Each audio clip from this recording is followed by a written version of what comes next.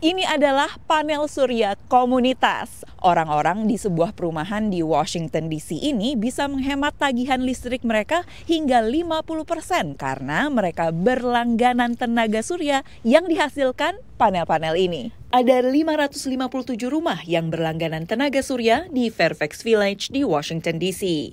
Energi yang dihasilkan panel-panel surya ini bisa dipantau lewat aplikasi. Dari aplikasi terlihat musim panas hasilkan lebih banyak energi dibandingkan musim dingin seperti saat ini.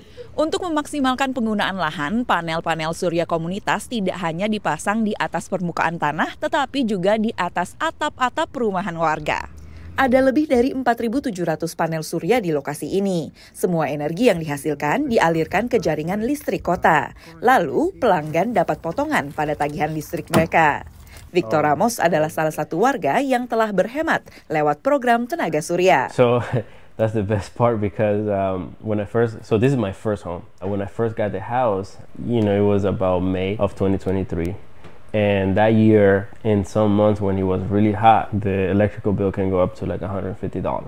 Kini, Victor kadang hanya bayar biaya administrasi pada tagihan listrik rumahnya sebesar $5 atau Rp81.000. Because the solar will basically extra produce during summer times, and when it gets to the cold months, there's an extra production that the solar panels did. And it can be reflected on those winter months.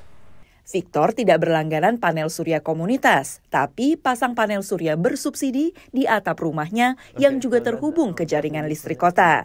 Kedua program itu adalah program pemerintah AS bernama Solar for All atau tenaga surya untuk semua.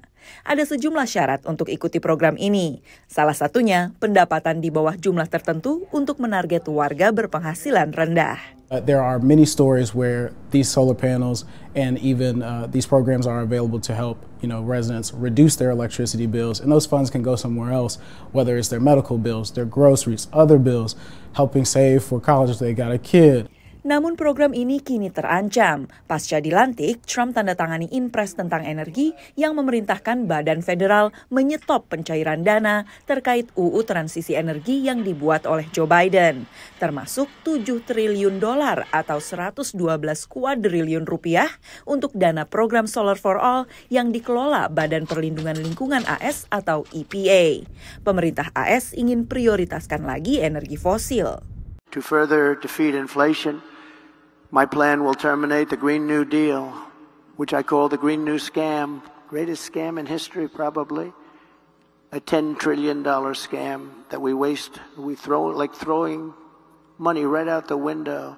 Tapi banyak negara bagian pendukung Trump yang juga diuntungkan dari program tenaga surya. The sun shines on everybody, doesn't care what political party you support, and I think one of the reasons that solar is popular across the partisan divide is that people in rural communities, in cities and suburbs, anybody can benefit from solar energy. We see support from people across the political spectrum in our work.